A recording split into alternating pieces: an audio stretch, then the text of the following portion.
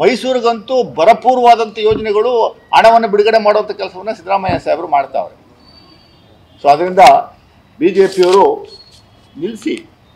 ಅಶೋಕ್ ಅವರು ಇದ್ದಕ್ಕಿದ್ದಂಗೆ ಬಂದ್ಬಿಡೋರು ಪ್ರೆಸ್ ಮೀಟ್ಗೆ. ಯಾಕೋ 3-4 ದಿವಸದಿಂದ ಬರ್ತಾ ಇಲ್ಲ, ಕಾಣ್ತಾ ಇಲ್ಲ ಅವರು. ಪಾಪ ಪ್ರೆಸ್ ಮೀಟು ಪಟ್ಟಂತ ಬಂದು ಯಾವುದೋ ಸಣ್ಣ ವಿಚಾರ ನಾನು ಬ್ಲೇಮ್ ಮಾಡ್ತಾ ಇಲ್ಲ ಸ್ನೇಹಿತರೆ. CET ಎಕ್ಸಾಮಿನೇಷನ್ ಎಂಟ್ರೆನ್ಸ್ಗೆ ಎಂಟ್ರಿ ಪಾಯಿಂಟ್ ಸಂದರ್ಭದಲ್ಲಿ ಜನಿವಾರ ತೆಗೆಸ್ಬಿಟ್ರು ಅನ್ನುವಂಥದ್ದಕ್ಕೆ 5-6 ದಿವಸ ನಿರಂತರವಾದ ಸುದ್ದಿ ಆಯಿತು. ಸಿದ್ದರಾಮಯ್ಯನವ್ರನ್ನ ಬೈದರು, ಕರ್ನಾಟಕ ರಾಜ್ಯ ಸರ್ಕಾರನ ಬೈದರು. ಯಾವುದೋ ಪ್ರೈವೇಟ್ ಕಾಲೇಜ್ ಅದು, ಯಾರೋ ಹೋಮ್ ಗಾರ್ಡ್ನನ್ನು ಮಾಡಿದ್ದಂಥದ್ದಕ್ಕೆ ನಾವು ಇಮ್ಮಿಡಿಯೇಟಾಗಿ ಆ್ಯಕ್ಷನ್ ತಗೊಂಡು ಆ ಹುಡುಗನಿಗೆ ನ್ಯಾಯ ಒದಗಿಸ್ಕೊಡುವಂಥ ಕೆಲಸವನ್ನು ಮಾಡಿದ್ವಿ. ಇದಕ್ಕೆ ಯಾಕೆ ಮಾತಾಡ್ತಾ ಇಲ್ಲ ನೀವು? 26 ಜನ ಸತ್ರಲ್ಲ, ಇದಕ್ಕೆ ಯಾಕೆ ಸ್ವಾಮಿ ಅಶೋಕ್ ಅವರೇ, ಚಲವಾದಿ ನಾರಾಯಣ ಸ್ವಾಮಿ ಅವರು ಎಲ್ಲಿದ್ದೀರಿ? ಯಾರ್ದು ತಪ್ಪು, ಯಾರು ಹೊಣೆಗಾರರು ಹೇಳಿ ದಯಮಾಡಿ ಹೊರಗಡೆ ಬಂದು. ಇದಕ್ಕೆಲ್ಲಿ ನಿಮ್ಮ ಸಂತಾಪ, ಇದಕ್ಕೆಲ್ಲಿ ನಿಮ್ಮ ಆಕ್ರೋಶ? ಇದೆಲ್ಲ ಕಾಣ್ತಾ ಇಲ್ವಾ ನಿಮಗೆ? ಇವೆಲ್ಲವೂ ಏನೂ ಕಾಣ್ತಾ ಇಲ್ವಾ ಸ್ವಾಮಿ? ನಾನು ಜನಿವಾರ ತೆಗೆಸಿದ್ದು ಸರಿ ಅಂತ ಹೇಳ್ತಾ ಇಲ್ಲ, ಅಕ್ಷಮ್ಯ ಅಪರಾಧ. ನೀಟ್ ಎಕ್ಸಾಮಿನೇಷನ್ಸ್ಗೆ ಥಾಲಿ ಸಮೇತ ತೆಗೆಸಿದ್ರಲ್ಲ ನೀವು, ಸೆಂಟ್ರಲ್ ಗೌರ್ಮೆಂಟ್ನವರು. ಥಾಲಿ ತೆಗೆಸಿದ್ರು, ಕಾಲುಂಗ್ರ ತೆಗೆಸಿದ್ರಿ, ಓಲೆ ತೆಗೆಸಿದ್ರಿ, ಏರ್ ಪಿನ್ನು ಬಿಡಲಿಲ್ಲ ತೆಗೆಸಿದ್ರಿ, ಏರ್ ಕಟ್ ಮಾಡಿಸಿದ್ರಿ. ಅವಾಗ ಯಾಕೆ ಕೂಗು ಇಷ್ಟು ದೊಡ್ಡ ಮಟ್ಟದ ಚರ್ಚೆ ಆಗಲಿಲ್ಲ? ಇದು ನ್ಯಾಷನಲ್ ನ್ಯೂಸ್.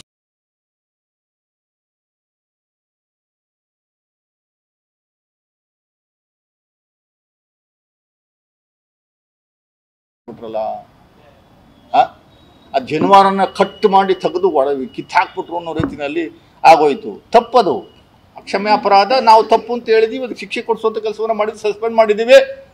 ಆಮೇಲೆ ಆ ಹುಡುಗನಿಗೆ ಪರ್ಯಾಯವಾಗಿ 2 ಆಪ್ಷನ್ ಕೊಡುವಂಥ ಕೆಲಸವನ್ನು ಮಾಡಿದ್ದೀವಿ. ಒಂದು, ಮತ್ತೆ ಇನ್ನೊಂದು ಸರಿ CET ಮ್ಯಾಥಮೆಟಿಕ್ಸ್ ಎಕ್ಸಾಮಿನೇಷನ್ ತಗೊಳ್ಳುವಂಥದ್ದಕ್ಕೆ ಅವಕಾಶ ಮಾಡಿಕೊಟ್ಟಿದ್ದೀವಿ. ಇಲ್ಲ ಅಂದರೆ ಫಿಸಿಕ್ಸು ಮತ್ತು ಕೆಮಿಸ್ಟ್ರಿನಲ್ಲಿ ಏನು ಮಾರ್ಕ್ಸ್ ತಗೋತೀವೋ ಅದೇ ಮಾರ್ಕ್ಸನ್ನು ಮ್ಯಾಥಮೆಟಿಕ್ಸ್ ಎಕ್ಸಾಮಿನೇಷನ್ಗೆ ನೀವು ಬರೀದೇ ಇದ್ರೂ ಆ ಮಾರ್ಕ್ಸ್ನ ಕೊಡುವಂಥದ್ದು ತೀರ್ಮಾನ ಮಾಡಿದ್ವಿ. 2 ಆಪ್ಷನ್ ಕೊಟ್ಟಿದ್ದೀವಿ. Candidate is choice. ಅಂದರೆ ರಾಜಕೀಯವೇ ನಿಮ್ಮ ಬಂಡವಾಳ ಅನ್ನುವಂಥದ್ದು ಇರಬಾರ್ದು. ತಪ್ಪು ಮಾಡಿದರೆ ತಪ್ಪು ಅಂತ ಹೇಳುವಂಥದ್ದಕ್ಕೆ ನಾವು ಭದ್ರಾಗಿದ್ದೀವಿ. ಸೊ ಅದರಿಂದ ಈ ವಿಚಾರದಲ್ಲಿ ಮಾತಾಡಲಿ, ಸೆಕ್ಯೂರಿಟಿ ಕೊಡಲಿ, ಜನಗಳಿಗೆ ಆಶ್ರಯ ಕೊಡಲಿ. ಮುಸ್ಲಿಮ್ಸ್ ವಿರುದ್ಧ ಮಾತಾಡುವಂಥದ್ದನ್ನ ದಯಮಾಡಿ ಬಿಡಿ. ಸೋಷಿಯಲ್ ಮೀಡಿಯಾದಲ್ಲಿ ಈ ಅಂಧ ಭಕ್ತರಿದಲ್ಲ, BJP ಅಂಧ ಭಕ್ತರು, ಅವರು ಮಾತಾಡೋದು ನಿಲ್ಲಿಸ್ಲಿ. ಎಲ್ಲೂ ಯಾವತ್ತೂ ಜಾತಿ ವಿಚಾರದಲ್ಲಿ ಪಾಪ ಯಾರೂ ಏನು ಎಲ್ಲೂ ಕೇಳುವಂಥ ಟೆರರಿಸ್ಟ್ ಅವನು ಯಾವ ಜಾತಿ ಅವನಾದ್ರೆ ಏನಂತೆ? ಮುಸ್ಲಿಂ ಜಾತಿನ ಇರ್ಬೋದು, ಮತ್ತೊಬ್ಬ ಇನ್ನೊಬ್ಬ ಹಿಂದೂ ಪ್ರಜ್ಞಾ ಸಿಂಗ್ ಅಂತ ಇದರಲ್ಲಿ ಮಧ್ಯಪ್ರದೇಶದಲ್ಲಿ ಒಬ್ರು MP ಆಗಿದ್ರಲ್ಲ, ಅವರು ಟೆರರಿಸ್ಟ್ ಅಟ್ಯಾಕಲ್ಲಿ ಅವರೇ ತಾನೇ ಮೇನ್ ಅಕ್ಯೂಸ್ಡು. ನಿಮ್ಮ RSSನವರು BJPಯವರು ಅವ್ರಿಗೆ ಟಿಕೆಟ್ ಕೊಟ್ಬಿಟ್ಟು MP ಮಾಡಿದ್ರು ನೀವು.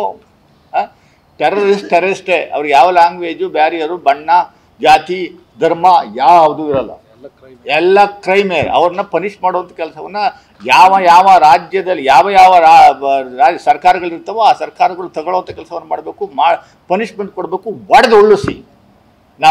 ನಮ್ದೇನು ಅಬ್ಜೆಕ್ಷನ್ ಇಲ್ಲ. ಬಟ್ ಸುಳ್ಳು ಹೇಳ್ಕೊಂಡು ಪ್ರಚಾರ ಮಾಡ್ಕೊಂಡು ಚುನಾವಣೆಗೋಸ್ಕರ ಅದನ್ನು ನೀವು ಬಳಸ್ಕೊತಾ ಇರುವಂಥದ್ದೇ ಜನರಿಗೆ ನಮ್ಗೆ ಆತಂಕ ಆಗಿದೆ. ಯಾಕೆಂದರೆ ಮುಂದಿನ ದಿನಗಳಲ್ಲಿ ಇನ್ನೂ ಈ ರೀತಿ ಎಷ್ಟು ಇನ್ಸಿಡೆಂಟ್ಗಳನ್ನ ಮಾಡಿ ಚುನಾವಣೆ ಗೆಲ್ಲುವಂಥದ್ದಕ್ಕೆ ನೀವು ಪ್ರಾವಿಷನ್ ಮಾಡ್ಕೊತೀರ ಅನ್ನುವಂಥದ್ದು ನಮ್ಗೆ ಅರ್ಥ ಆಗ್ತಾ ಇಲ್ಲ. ಅದನ್ನ ನಿಲ್ಲಿಸಿ.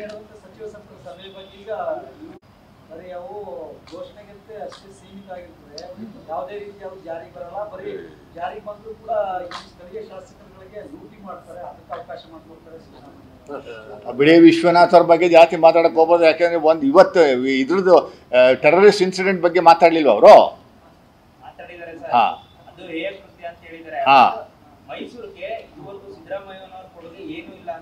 ಅದೇ ಚಾಲೆಂಜ್ ಅಲ್ಲ. ಬಂದ್ ಮಾತಾಡೋಣ ಬನ್ನಿ. ಕಣ್ಣು ಕಾಣಲ್ವಂತ ಕಾಲೇಜುಗಳು, ಮಾರಾಣಿಸ್ ಕಾಲೇಜು, ಇಲ್ಲಿಂದ ವೆಂಕಟರಮಣ ಸ್ವಾಮಿ ದೇವಸ್ಥಾನದಿಂದ ಕುಂಬಾರಕೊಪ್ಪಲ್ ಗೇಟ್ವರೆಗೂ 11 ಹಾಸ್ಪಿಟ್ಲ್ಗಳು ನಿರ್ಮಾಣ ಮಾಡೋರು ಯಾರು? ಇವ್ರು ಮಾಡಿದ್ರು ಅಂತ 11 ಹಾಸ್ಪಿಟ್ಲ್ಗಳು. ದಯಮಾಡಿ ಅವ್ರಿಗೇನಾದ್ರು ಸಮಸ್ಯೆ ಇದೆ ಕರ್ಕೊಂಡೋಗಿ ನಾವು ತೋರಿಸ್ತೀವಿ, ಬನ್ನಿ ಸ್ವಾಮಿ ಅಂತ. ಒಳಗಡೆ ಎಲ್ಲ ಕರ್ಕೊಂಡೋಗಿ ತೋರಿಸುವಂಥ ಕೆಲಸವನ್ನು ಮಾಡ್ತೀವಿ, ಬನ್ನಿ. ಕಾಂಕ್ರೀಟ್ ರಸ್ತೆಗಳು ಎಷ್ಟು 3800 ಕೋಟಿ ದುಡ್ಡು ಬಂದಿಲ್ಲಿ ಬಿದ್ದು ಬರೀ ಸಿಟಿಗೆ. 2013 ಅವರು ಯಾರು ಟೆಕ್ನಿಕಲ್ ಎಕ್ಸ್ಪರ್ಟ್ ಬಿಡಿ, ಅವ್ರ ಬಗ್ಗೆ ಎಲ್ಲ ನಮ್ಮ ಅಧ್ಯಕ್ಷ ಮಾತಾಡ್ತಾರೆ. ಕ್ಯಾನ್ಸರ್ ಹಾಸ್ಪಿಟಲ್ ನಿರ್ಮಾಣ ಮಾಡ್ತಾ ಇದ್ದೀವಲ್ಲ, ಅದು ಯಾರು ಕಾಣ್ತಾ ಇಲ್ವಂತ ಪಾಪ ಅವ್ರು ಎಲ್ಲೋ ವಾರಕ್ಕೊಂದ್ಸರಿ ಊರಿಂದ ಎಲ್ಲೋ ಇರ್ತಾರೆ, ವಾರಕ್ಕೊಂದ್ಸರಿ ಬರ್ತಾರೆ, ಇಲ್ಲಿ ಪ್ರೆಸ್ ಮೀಟ್ ಮಾಡಬೇಕು, ಯಾರನ್ನೋ ಫೋನಲ್ಲಿ ಕೇಳ್ಕೊಂತಾರೆ, ಒಂದಷ್ಟು ಮಾಹಿತಿ ತಗೋತಾರೆ, BJP ಭಕ್ತರನ್ನ ಕೇಳ್ಕೊಂತಾರೆ, ಅವರು ಉಲ್ಟಾ ಹೇಳ್ಬೇಕು ಹೇಳ್ತಾರೆ ಬಿಡಿ, ಅವ್ರಿಗೆಲ್ಲ ಉತ್ತರ ಕೊಡುವಂಥದ್ದು ಅವಶ್ಯಕತೆ ಇಲ್ಲ. Is a regular habitual press meet conductor. He's an habitual press meet conductor. ಇನ್ನೊಬ್ರು ಹೇಳ್ಬೋದು, ನಿಮಗೂ ಮೈಸೂರು ಪತ್ರಿಕೋದ್ಯಮದಲ್ಲಿ ನಿಮಗೂ ಗೊತ್ತಿದೆ ಮೈಸೂರು ನಗರಕ್ಕೆ ಮುಖ್ಯಮಂತ್ರಿಗಳು ಏನೇನು ಕೊಟ್ಟವ್ರೆ ನೋಡ್ತಾ ಇದ್ದಾರೆ ಕಣ್ಣಲ್ಲಿ. ಅದನ್ನ BJPಯನ್ನು ಕೇಳ್ಬೇಕು ನೀವು.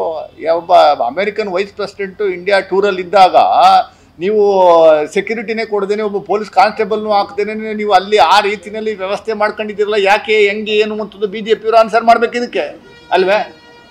BJPಯವರು ಆನ್ಸರ್ ಮಾಡ್ಬೇಕಲ್ವಾ? ಅಲ್ಲಿ ಮಿಲಿಟರಿ ಸಿಸ್ಟಮ್ ಯಾರು ಕಂಟ್ರೋಲ್ ಇರೋದು? ಅದೇನು ಅಂತಾನ ಅದು ಸದೆ ಬಡಿರಿ ಸ್ವಾಮಿ, ಅದೇನು ಅಂತ ಹೇಳಿ ಪುಲ್ವಾಮಾ ಅಟ್ಯಾಕ್ ಆಗಿ 46 ಜನ ಸೋಲ್ಜರ್ಸ್ನ ಕಳ್ಕೊಂಡ್ವಲ್ಲ ನಾವು. 300 kg RDX ಒಳಗಡೆ ಬಂತಲ್ಲ, ಅದು ಎಲ್ಲಿಂದ ಬಂತು ಅಂತ ಇಂಥವ್ರಿಗೆ ಹೇಳುವಂಥ ಕೆಲಸವನ್ನ ಮಾಡಲೇ ಇಲ್ವಲ್ಲ. ಹುಡುಕಿ ಹೊಡಿತೀವಿ ಅಂತಾರೆ, ಎಲ್ಲಿ ಹುಡುಕಿ ಯಾರು ಹೊಡಿತಿದ್ದೀರ ಅನ್ನೋ ಅಂತದ್ದು ಹೇಳಿ.